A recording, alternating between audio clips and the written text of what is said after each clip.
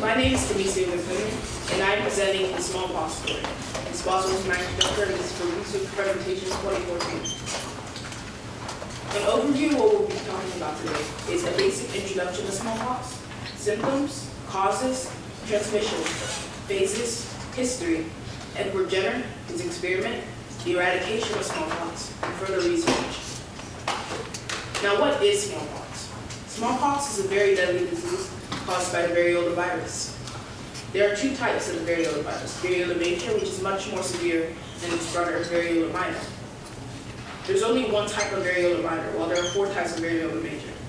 Of these 4, there's ordinary, which is frequent and accounts for 90% or more of the cases, modified, which is mild and occurs in only pre-vaccinated people, black, which is rare and severe, and hemorrhagic, which is also very rare and severe.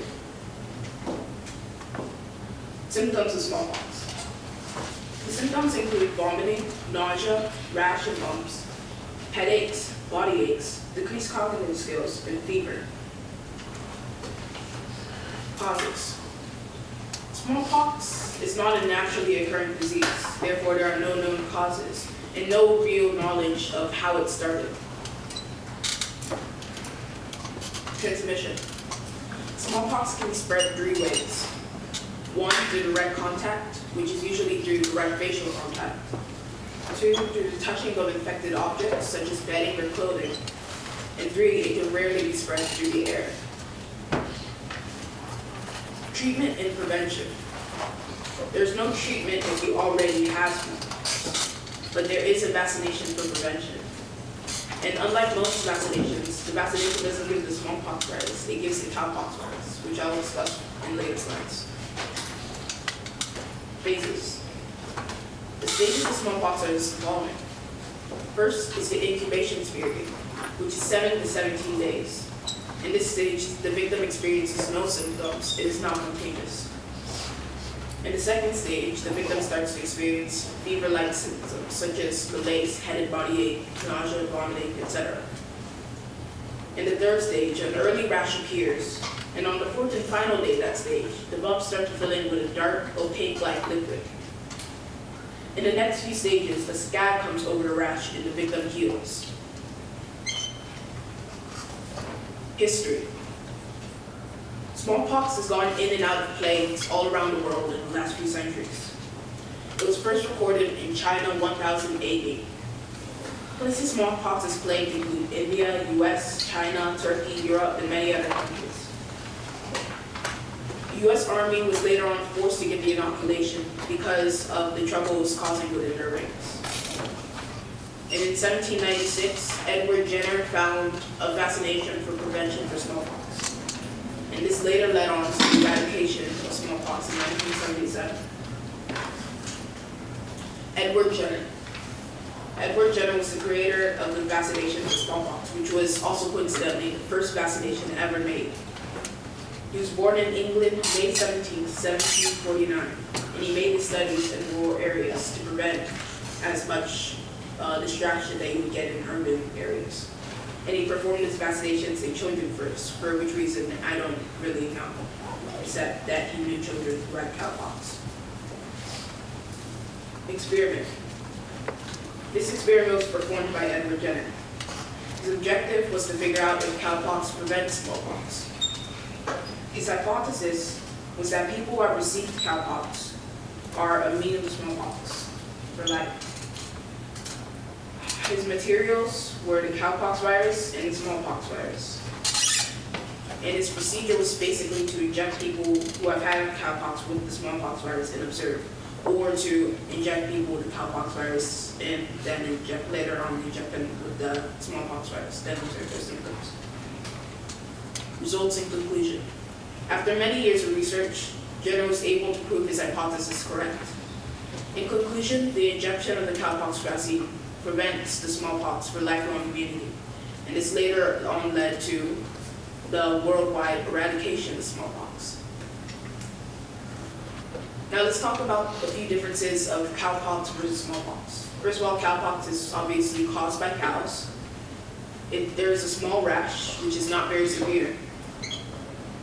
And smallpox has no known cause. It has a large rash of boils, and it is very severe. Eradication. Smallpox was completely eradicated in 1977. A Russian delegate was the one who started an offer to the World Health Organization for the eradication of smallpox. And smallpox was easy to eradicate for 7 reasons. First of all, it had a short incubation period, meaning that once you got smallpox, you were able to quickly find out that you had the disease. Second, there was no animal infection, meaning that once smallpox was removed from the human population, there was no chance of an animal catching the disease and passing it on to humans. Third, there was a high morbidity and mortality rate, meaning that once people got smallpox, they died quickly, so they couldn't contaminate as many places as they could have with a disease that lasted long. Fourth, it was a clinically apparent disease, meaning that smallpox was obvious to spot if you realized that you had smallpox based on the symptoms. Fifth is the mode of transmission. The mode of transmission for smallpox is relatively slow compared to viruses such as influenza which spread through the air, meaning smallpox was easy to keep in enclosed, controlled areas. Sixth was the effective vaccination. Smallpox vaccination provided a lifelong immunity, meaning that later on, they didn't have to keep on reproducing the vaccine for smallpox. So they could just go from country to country eradicating the disease. And seventh is the social and economic factors. Smallpox is, to be able to achieve worldwide cooperation for the eradication of smallpox, it needed to be a big enough issue for people to cooperate together, for it to be a big enough problem. It was causing worldwide havoc. And in 1977, with the last case being in Somalia, smallpox became the first and only disease to be completely eradicated from the earth. Further research. Now, smallpox is still kept in labs, and there are many controversial topics about whether smallpox should stay within the labs. On one side, smallpox can be used as a biological weapon, but on the other side, since the variola virus is not a naturally occurring disease, if we eliminate smallpox, we may never have the chance for further research or research about what it does to the body and how it affects the body. And we'll always be having that what if it was truly eradicated from labs as well as from human beings. And studies on smallpox include effects on the body, the origin, possible uses, and other studies. Fun facts. Now, smallpox, of course, is related to chickenpox. The variola major has a 30% mortality rate, while the variola minor has a 1% mortality rate. Smallpox has killed famous people such as President Andrew Jackson's brother and Benjamin Franklin's son. And the black liquid caused in the rashes, which is pus, which is the plasma of the blood. Conclusion. Smallpox is caused by the variola virus. We learned about the different types and subtypes of the variola virus. We learned that smallpox is transmitted in 3 ways.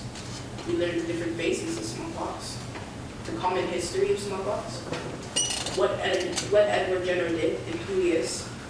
We learned some of the differences between cowpox and smallpox. We learned how smallpox became eradicated and controversial further research. These are my citations. Any questions? Raise your hand if you have a question.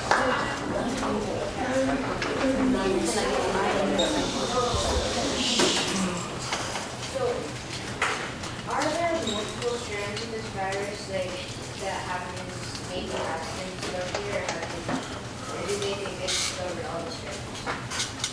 Discovered all the strands of virus? Or Strands of this virus.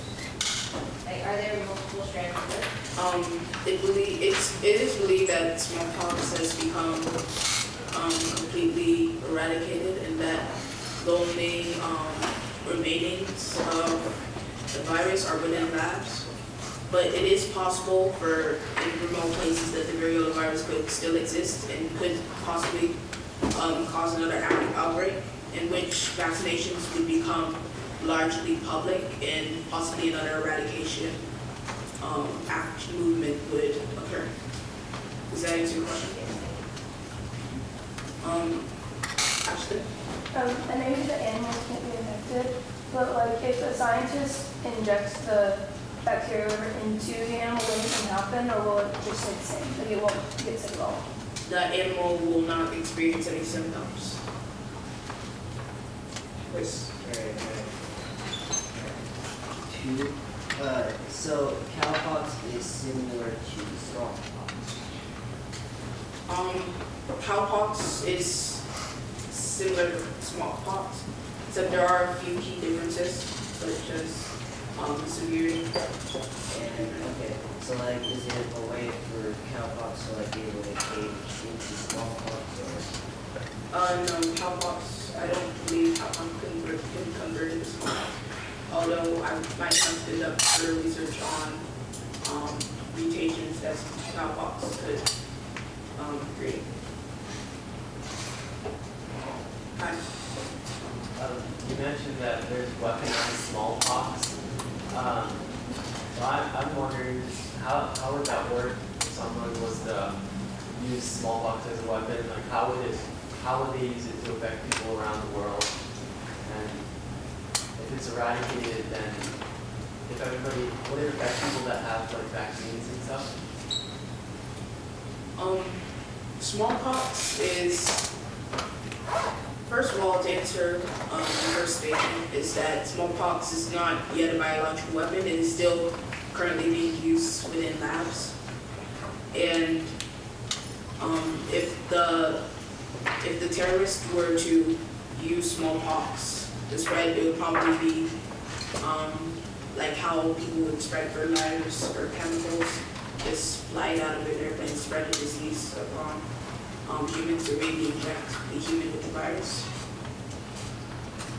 And can you restate your final question?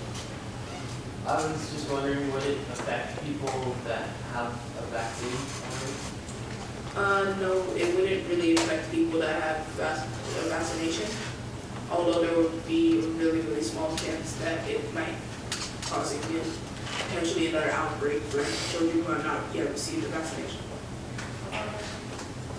Jordan? If you say smallpox doesn't infect animals, then how would they do the experiments? Because wouldn't it believe people when they're observing from a lab?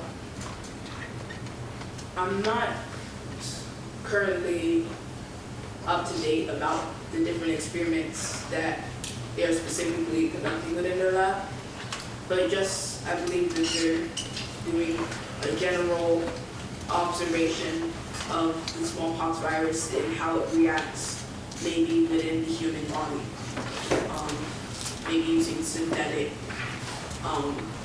human materials to see how it creates the different effects. Jasmine.